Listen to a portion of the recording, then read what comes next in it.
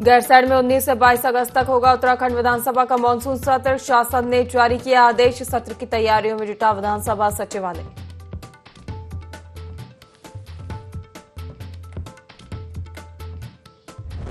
मुख्यमंत्री पुष्कर सिंह धामी के निर्देश पर शुरू हुआ ऑपरेशन कालनेमी। देहरादून में साधु वेश में घूम रहे 25 फर्जी बाबा गिरफ्तार। बांग्लादेशी नागरिक भी पकड़ा गया।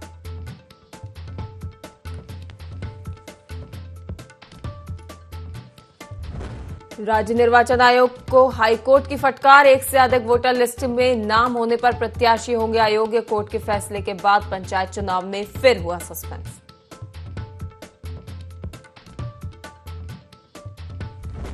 तुर्की में कांवड़ियों का उपद्रव। लाठी डंडों से स्कॉर्पियो में की तोड़फोड़। पुलिस ने 5 आरोपियों को किया गिरफ्तार।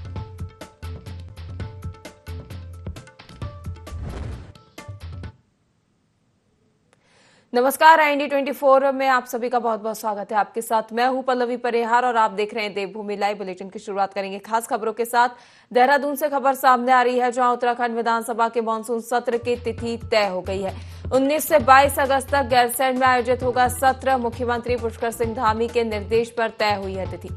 सत्र की तैयारियों में जुटा है विधानसभा सचिवालय।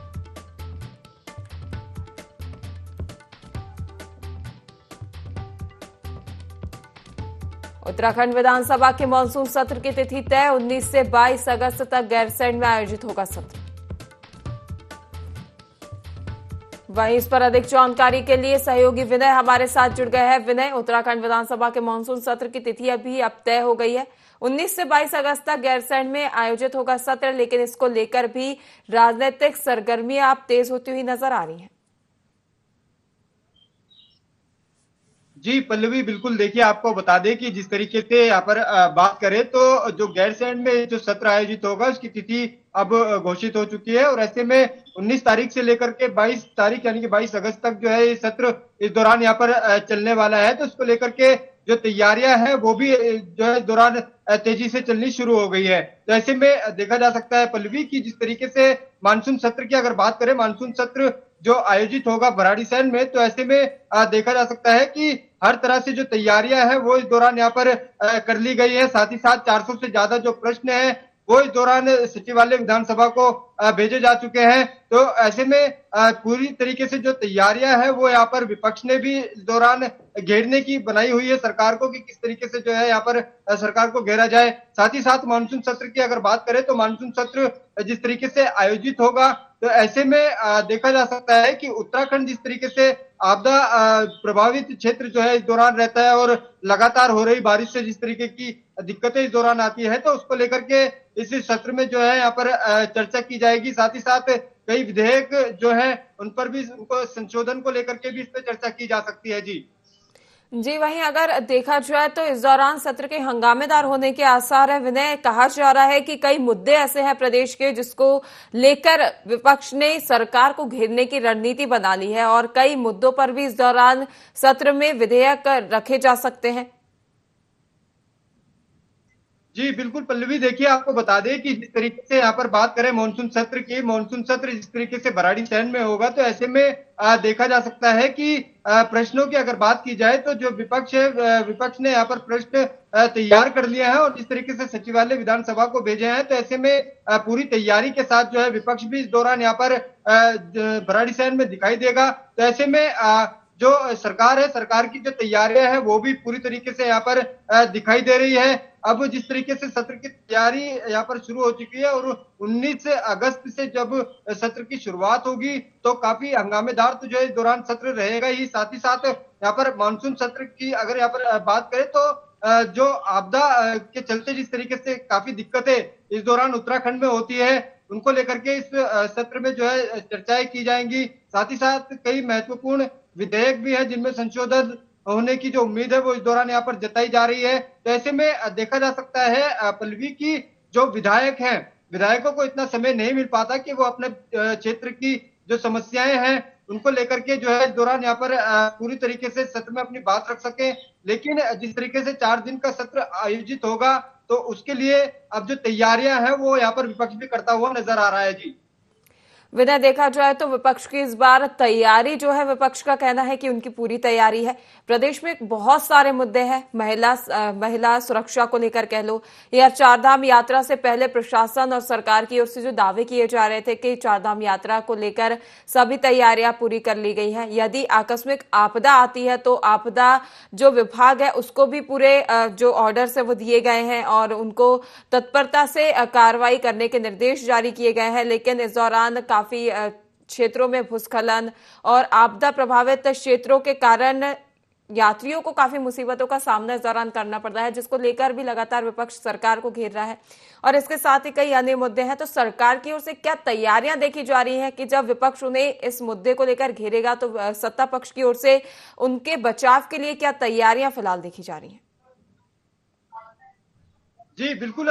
देखिए पल्लवी, आपको बता दें कि जिस तरीके से मानसून सत्र आयोजित होगा तो ऐसे में विपक्ष की जो तैयारी है वो तो पूरी है ही, साथ ही साथ सरकार को घेरने को लेकर के जिस तरीके से यहाँ पर कई मुद्दे हैं वो विपक्ष के यहाँ पर पूरी तरीके से उन्होंने तैयारी की हुई है। और ऐसे में यहाँ पर महिला अपराध की बात करें या फिर जिस तरीके से चारधाम यात्रा इस दौरान चल रही है उसको लेकर के जो है यहाँ पर व्यवस्थाओं को लेकर के यहाँ पर जो विपक्ष ने लगातार जो इस दौरान सवाल उठाए हैं, तो ऐसे में उन सवालों को भी जो इस दौरान यहाँ पर देखा जाएगा। पूरी जो तैयारी है वो सरकार को घेरने की विपक्ष ने यहाँ पर की हुई है। हालांकि सरकार की अगर बात करें तो सरकार का साफ तौर पर कहना है और जो है अलर्ट मोड पर सरकार जिस तरीके से यहाँ पर चारधाम यात्रा के दौरान दिखाई दे रही है, क्योंकि मौसम की अगर बात करें तो उत्तराखंड में जिस तरीके से जो मौसम है, मौसम कभी भी पलट सकता है। और इस दौरान जिस तरीके से आपदा आती है यहाँ पर उत्तराखंड में, तो ऐसे में देखा जा सकता है कि उसको लेकर के मुख्यमंत्री ने साफ तौर पर दिशा निर्देश जिस तरीके से अधिकारियों को दिए हुए हैं कि हर तरह से अलर्ट मोड पर रहें। तो ऐसे में देखा जा सकता है पल्लवी की सरकार द्वारा जो है पूरी तरीके से पूरा प्रयास यही किया जा रहा है कि चारधाम यात्रा को जो है इस दौरान सफल बनाया जा सके। इसके लिए अलर्ट मोड पर सभी अधिकारी भी इस दौरान दिखाई देते हैं। तो ऐसे में देखा जा सकता है पल्लवी की अब जिस तरीके से मानसून सत्र यहाँ पर आयोजित होगा तो उसमें पूरी रणनीति के तहत जो है यहाँ पर विपक्ष सरकार को घेरने की तैयारी में जुटा हुआ है। हालांकि सरकार की अगर बात करें तो सरकार भी पूरी तरीके से यहाँ पर विपक्ष के सवालों के जवाब देने के लिए तैयार है। जी वही आप विनय, अब ये देखने वाली बात होगी कि आगामी विधानसभा मानसून सत्र के दौरान विपक्ष की क्या रणनीति होती है और उसको लेकर सत्ता पक्ष के क्या जवाब होते हैं। तमाम जानकारी साझा करने के लिए बहुत बहुत धन्यवाद विनय। इसी के साथ आगे बढ़ेंगे, जहां कांवड़ मेला शुरू हो गया है और कांवड़ मेले की सकुशल संपन्न होने की कामना से उत्तराखंड के डीजीपी दीपम सेठ, हरिद्वार जिलाधिकारी मयूर दीक्षित और एसएसपी प्रमेंद्र डोभाल ने हर की पौड़ी पहुंचकर गंगा पूजन किया। इस मौके पर डीजीपी दीपम सेठ ने कहा कि सावन माह शुरू हो गया है, करोड़ों लोग इस माह हरिद्वार से कांवड़ उठाने आते हैं। आने वाले किसी भी कांवड़िए को कोई परेशानी ना हो, इसके लिए उत्तराखंड सरकार पूरी तरह तैयार है। उन्होंने कहा कि आने वाले हर कांवड़िए का स्वागत है, लेकिन किसी भी हुड़दंगी को बर्दाश्त नहीं किया जाएगा जो इस मेले के माहौल को बिगाड़ने का काम करेगा। इसके साथ ही जिला अधिकारी ने कहा कि मेला शुरू हो गया है। आज हर की पैड़ी पर मां गंगा का पूजन किया गया और मां से मांग की है कि मां मेले को सकुशल संपन्न कराए।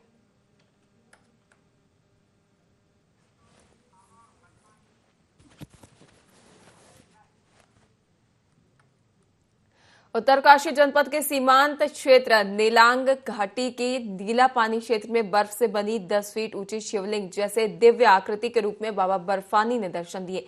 चीन सीमा से लगी उत्तरकाशी जिले के नेलांग घाटी के नीला पानी क्षेत्र में अमरनाथ की तरह बर्फ से बने शिवलिंग के दर्शन हो रहे हैं। ये शिवलिंग पहली बार बीते अप्रैल में पर्वतारोही अभियान पर निकले राज्य आपदा मोचन बल के दल ने देखा था। नीला पानी क्षेत्र में होने के कारण इस दिव्य आकृति को नीलेश्वर महादेव नाम दिया गया है। एसडीआरएफ के अधिकारियों का कहना है कि उन्होंने इस संबंध में शासन को अवगत कराया है। शासन स्तर पर ही इसे आध्यात्मिक गतिविधि से जोड़ने का निर्णय लिया जाएगा। बताया गया है कि यहाँ पर पार्वती कुंड भी विराजमान है। साथ ही इस स्थान के आसपास पांडव काल के इतिहास के साक्ष्य भी मिले हैं।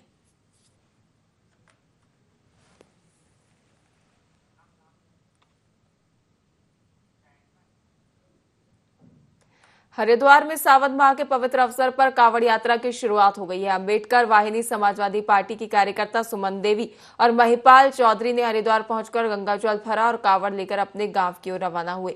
रास्ते में पार्टी के राष्ट्रीय उपाध्यक्ष राव धनु ने उनका स्वागत किया और इस धार्मिक यात्रा के साथ सामाजिक संदेश की भी सराहना की। सुमन देवी ने कहा कि इस बार वे केवल धार्मिक आस्था के तहत नहीं बल्कि एक बड़ी मनोकामना के साथ गंगा जल लेकर निकली हैं। उन्होंने कहा कि 2027 में उत्तर प्रदेश में फिर से अखिलेश यादव की सरकार बने, यही मेरी कामना है। इस यात्रा को उन्होंने आस्था और बदलाव का संगम बताया। उनका कहना है कि गंगा जल से सिर्फ शिव अभिषेक ही नहीं होगा बल्कि प्रदेश में शांति, तरक्की और सामाजिक न्याय की भी कामना की जाएगी।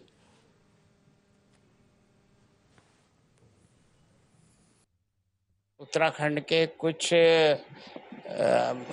बाबा साहब अम्बेडकर वाहिनी के जो हमारे पदाधिकारी हैं वो यहाँ से गंगा जल लेकर अखिलेश यादव जी के निवास पर जा रहे हैं और ये मनोकामना के 2027 में अखिलेश यादव जी मुख्यमंत्री बने यूपी के, इसी दुआ के साथ। और हम सब ने कांवड़ियों का भी स्वागत किया है और हमारी एक बहन कुंवारी सुमन जी हैं और महिपाल जी हैं, इन्हें हमने कांवड़ लेकर यहाँ से रवाना किया है।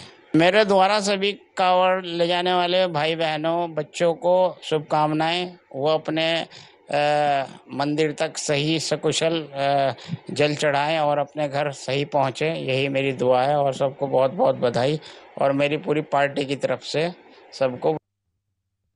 डोईवाला के केशवपुरी बस्ती की किशोरी की रहस्यमयी परिस्थितियों की मौत के बाद हिंदूवादी संगठनों के नेतृत्व में किशोरी को श्रद्धांजलि देने के लिए बड़ी संख्या में लोग एकत्रित हुए। लोगों ने इस घटना को दुखद बताया है और गहरा शोक व्यक्त करते हुए शासन और प्रशासन से न्याय की मांग की है। साथ ही पीड़ित परिवार को उचित सहायता और घटना की उच्च स्तरीय जांच कर दोषियों को सख्त से सख्त सजा देने की मांग की गई है। प्रशासन द्वारा ऊपर से लेकर नीचे तक हुआ है, क्योंकि एक गरीब की कन्या थी, एक दलित की कन्या थी, उसको दबाया गया, शोषण हुआ।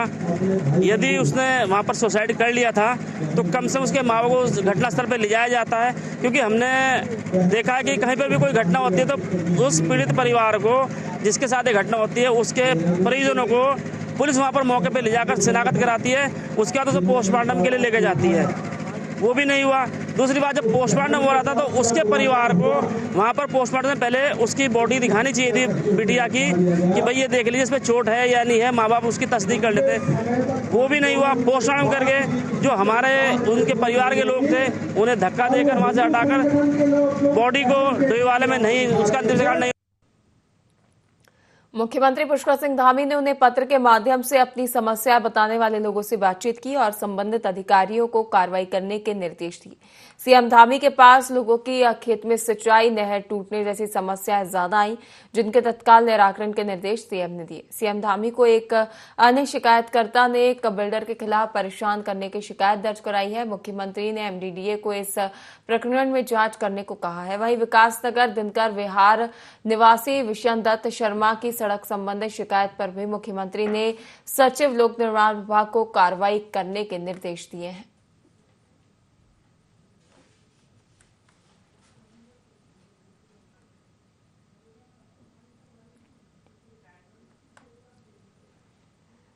कांवड़ यात्रा की शुरुआत हो चुकी है। ऐसे में बड़ी संख्या में कांवड़िए हरिद्वार पहुंच रहे हैं, जिसको लेकर मुख्यमंत्री पुष्कर सिंह धामी ने कहा कि सावन का पावन महीना शुरू हो गया है, जिसके चलते देवभूमि में करोड़ों की संख्या में देश भर से शिव भक्त कांवड़ी व गंगा का जल लेने पहुंचते हैं। किसी की धार्मिक भावनाएं आहत ना हो, सनातन को नुकसान ना हो, ऐसे में भेष बदलकर लोगों की भावनाएं आहत करने वालों को चिन्हित करने के लिए ऑपरेशन कालनेमी चलाया गया है।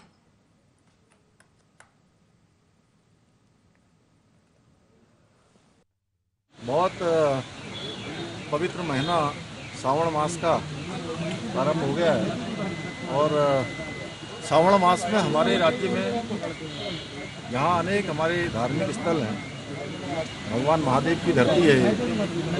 वहीं माँ गंगा का जल लेने पूरे देश भर से कई करोड़ों की संख्या में शिव भक्त कांवड़िए आते हैं धार्मिक आस्थाओं का ये हमारा प्रदेश है, देवभूमि है।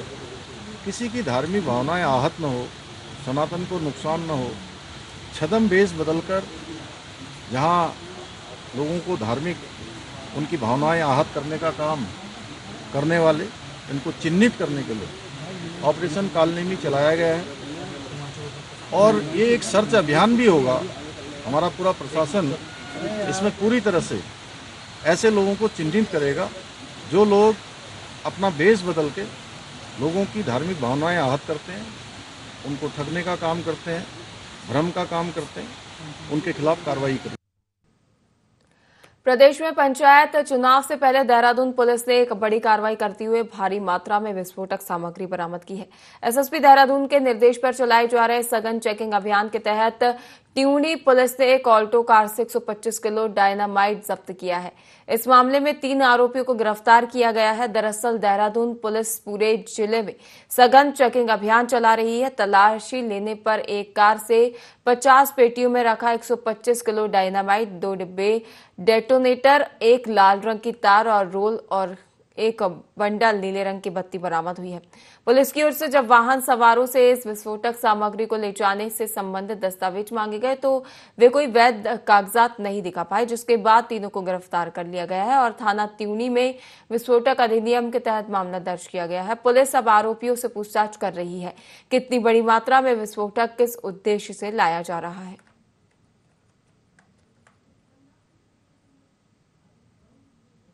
थाना क्षेत्र में सरकारी एक प्राइवेट मैगजीन भी है जो अधिकृत लीगली जो मिली हुई, जहां से इस तरह के विस्फोटक पदार्थों को जो है परिवहन करने के लिए वहां पर वैलिड कागजों के साथ ही वो अलाउड रहती है। साथ ही साथ इसको ले जाने के लिए भी अलग से वैन इसमें होनी चाहिए, बट इसमें प्राइवेट तरीके से इस तरह से अनाधिकृत रूप से ले जा रहे थे। इस पर पूछताछ के बाद इनको गिरफ्तार कर लिया गया। विस्फोटक अधिनियम में मुकदमा लिखा गया कि 3 व्यक्ति जो थे इसमें 2 लोग सिरमौर के रहने वाले हैं और एक शिमला का निवासी है। अभी तक प्राथमिक जानकारी मिला है कि वहाँ पर कोई गाँव में एक रोड का काम होने वाला था, जहाँ पर इस विस्फोटक को अनाधिकृत तरीके से यूज़ करके उस रोड को बनाया जाना था। समझ जानकारी के लिए हमारी टीम ने शिमला में भी संपर्क किया है। साथ ही साथ इस मैगजीन में किस तरह से इलीगल तरीके से इस तरह से भारी मात्रा में विस्फोटक निकला, इसमें वहाँ के एक गार्ड को भी पूछताछ के लिए पुलिस ने हिरासत में लिया है। आगे की कार्रवाई इसमें इन्वेस्टिगेशन में सभी साक्ष्यों के आधार पर की जाएगी। देहरादून में कॉमन सर्विस सेंटर दिवस पर कार्यक्रम का आयोजन किया गया। इस कार्यक्रम का शुभारंभ प्रदेश के मुखिया पुष्कर सिंह धामी ने दीप प्रज्वलित कर किया। इस मौके पर विधायक खजान दास और उमेश शर्मा काऊ भी मौजूद रहे। वहीं कार्यक्रम में सीएम ने सीएसटी के क्षेत्र में बेहतर कार्य करने वाले लोगों को पुरस्कार देकर सम्मानित किया। साथ ही सीएम ने कार्यक्रम को संबोधित भी किया।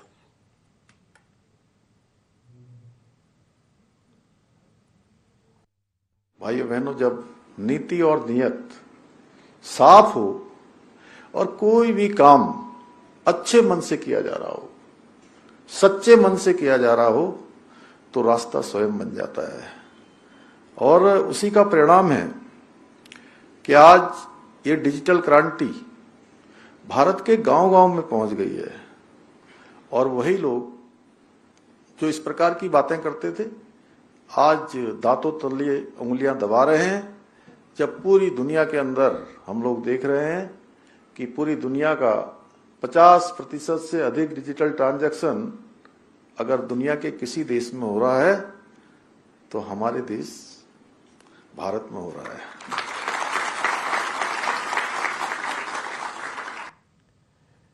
हिंदूवादी नेता स्वामी यशवीर हरिद्वार हर की पैड़ी पहुंचे, जहां उन्होंने एक बार फिर गैर हिंदू दुकानदारों से कावड़ न खरीदने को लेकर बयान दिया।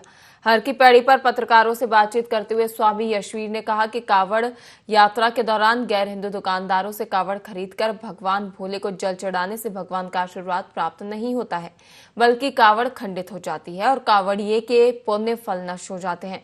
उन्होंने कहा कि इसलिए आज वे हरिद्वार पहुंचे, जहां वे हिंदू दुकानदारों को भगवान वारा की चित्र भेंट करेंगे, ताकि लोगों को पता चल सके कि कौन दुकानदार हिंदू है और कौन गैर हिंदू। उन्होंने कहा कि गैर हिंदू दुकानदार जो हिंदुओं के खिलाफ जिहाद चलाते हैं और हिंदुओं के खाने में मिलावट करते हैं, उनकी पहचान करनी जरूरी है। उत्तराखंड सरकार की ओर से पंजीकरण अनिवार्य करना तो अच्छी बात है, पर इसको और अधिक सख्ताई से अमल में लाना होगा। उन्होंने कहा कि जब गैर हिंदुओं में मूर्ति पूजा और उसका सामान बेचना तक हराम है, तो ऐसे लोग केवल हिंदुओं की आस्था को ठेस पहुंचाने के लिए ही नाम बदलकर दुकान चलाते हैं।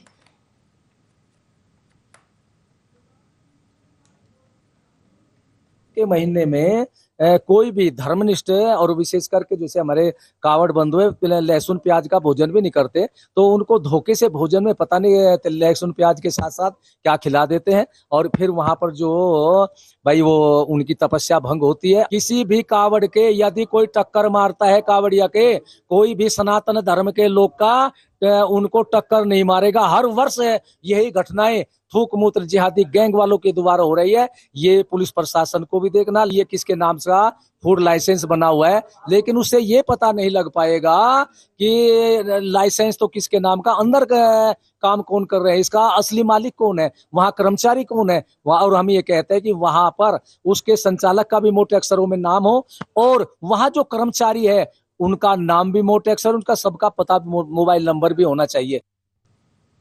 वन विभाग बागेश्वर में तैनात वन दरोगा कैलाश चंद्र पांडे पिछले 9 दिनों से रहस्यमय तरीके से लापता हैं।